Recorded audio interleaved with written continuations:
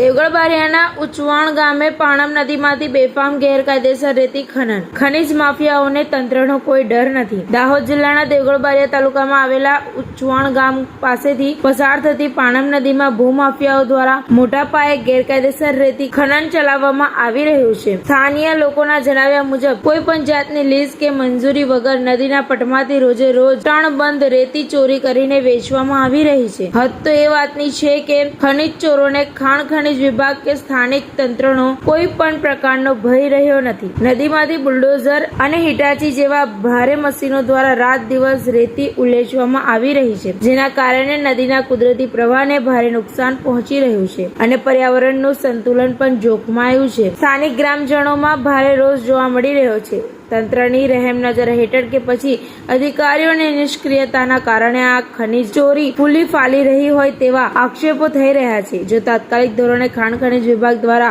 આ ગેરકાયદેસર રેતી ખનન પર કડક કાર્યવાહી કરવામાં નહીં આવે તો આગામી સમયમાં ગ્રામજનો દ્વારા ઉગ્ર આંદોલન કરવાની ચીમકી આપવામાં આવી છે. હવે જોવું એ રહ્યું કે કુંભકર્ણની નિંદ્રામાં પોઢેલું ખાણ ખનીજ ખાતું આ ભૂમાફિયાઓ સામે કોઈ નક્કર કાર્યવાહી કરશે કે પછી કાગળ પર જ તપાસ ઘોડા દોડાવશે. TV18 ન્યૂઝ નેટવર્ક સાથે રિપોર્ટર ઇમરાન શેખ, દેવગઢ બારિયા.